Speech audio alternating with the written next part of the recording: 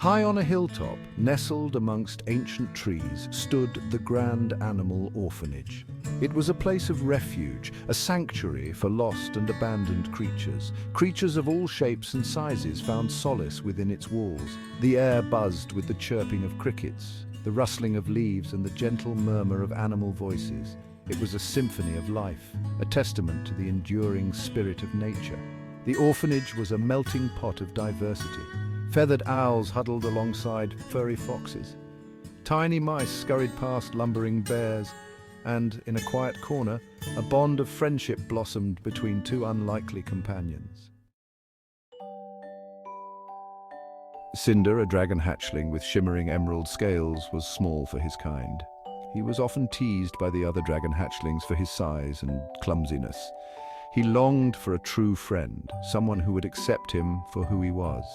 I just wish someone would see me for who I am, not just my size. Stripes, a tiger cub with bright orange and black stripes, was also an outcast.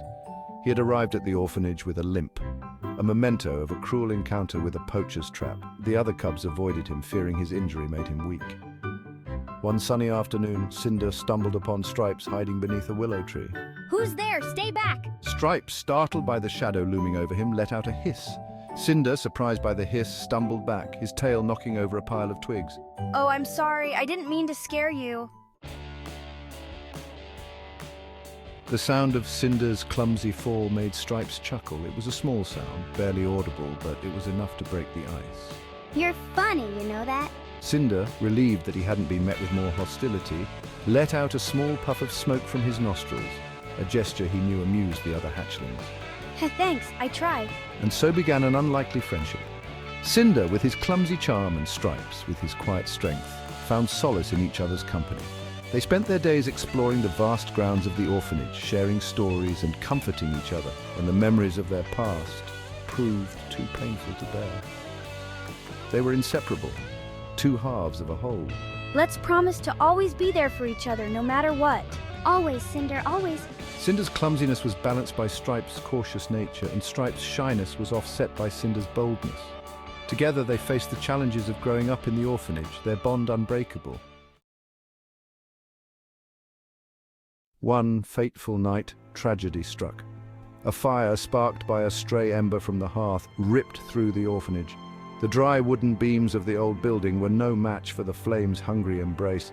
Panic ensued as the animals, startled from their sleep, scrambled for safety.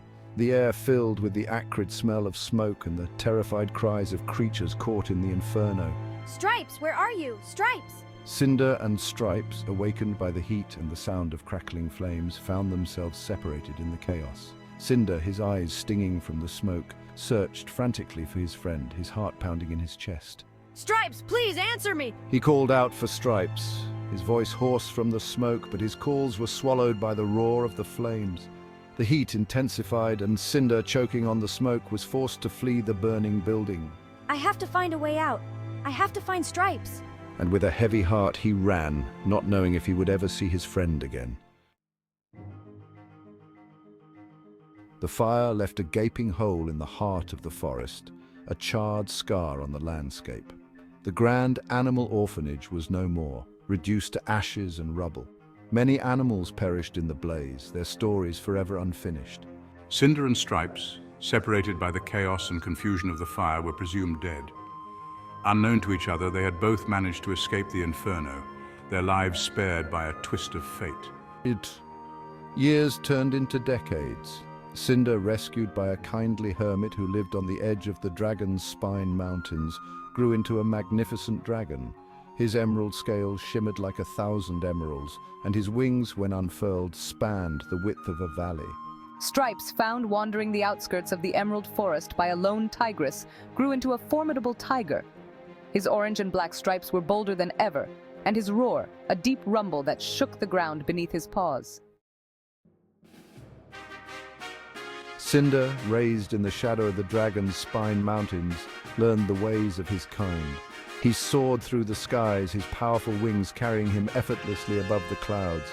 He learned to harness his fire, breathing plumes of flame that could melt the sturdiest of rocks. The Dragon's Spine Mountains, a rugged and unforgiving landscape of towering peaks and deep ravines, became his domain. He was a solitary creature, his only companions the wind and the clouds. He had long ago given up hope of ever finding Stripes. The memory of his lost friend, however, never faded. He kept a small pouch, woven from the finest spider silk, hidden amongst his treasures. Inside, he kept a single, charred twig, a reminder of the day he and Stripes had met. Stripes, adopted into a pride of tigers living in the heart of the Emerald Forest, learned the ways of the jungle. He stalked through the undergrowth, his every movement a symphony of grace and power. He learned to hunt, his sharp claws and teeth a deadly combination. The Emerald Forest, a vast and ancient woodland teeming with life, became his territory. He was respected by his pride, feared by his enemies, and admired for his strength and cunning. He too thought of his lost friend often.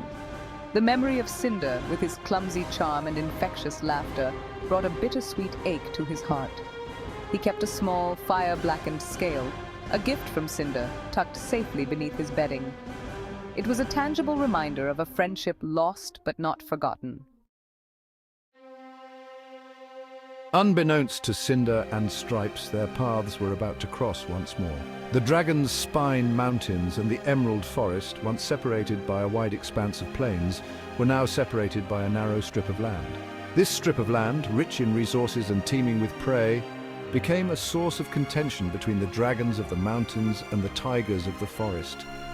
Clashes between the two factions were becoming increasingly common, each side determined to claim the territory as their own. One day, as Cinder soared high above the disputed territory, his keen eyes spotted a group of tigers encroaching on what he considered his domain. Enraged, he swooped down from the sky, his roar echoing through the mountains. The tigers, startled by the sudden appearance of the dragon, scattered in all directions. Stripes, who had been scouting ahead of the main group, turned to face the threat, his muscles tensed for battle. The two creatures faced each other, their eyes locked in a battle of wills. Cinder, his chest heaving, prepared to unleash a torrent of flame. Stripes, his claws extended, prepared to defend himself. And then, in a heartbeat, everything changed. Cinder, his eyes narrowed in anger, caught a glimpse of a familiar scar on Stripes' flank, a memento of the poacher's trap from their youth. The anger drained from Cinder's eyes, replaced by a wave of disbelief and then joy. Could it be? Was it really him? He stared at the tiger, his heart pounding in his chest. Stripes, sensing a change in the dragon's demeanor, lowered his guard cautiously. He studied the dragon's face, his own heart pounding in his chest. There was something familiar about the dragon's emerald eyes, something that sparked a flicker of recognition in his memory. Stripes? Cinder whispered, his voice hoarse with emotion. The sound of his name, uttered in that familiar voice, sent a shiver down Stripes' spine. It couldn't be, could it? Cinder? Stripes replied, his voice barely a whisper. The world around them faded away as the two friends, reunited after all these years, rushed towards each other. Cinder, forgetting his immense size, lowered himself to the ground, his wings folding around Stripes in a gentle embrace. Stripes, his initial fear forgotten, nuzzled his head against Cinder's snout, tears welling up in his eyes. The dragons and the tigers, witnessing the reunion of their leaders, watched in astonishment. The animosity that had existed between the two factions evaporated like mist in the morning sun. Cinder and Stripes, their bond stronger than ever, vowed to protect the disputed territory together, ensuring that it would forever be a place of peace and prosperity for both their kinds. Theirs was a friendship forged in fire, tested by time, and destined to last for eternity. And so, the legend of the dragon and the tiger, two unlikely friends who found each other again against all odds, was passed down through generations of animals, a testament to the enduring power of friendship.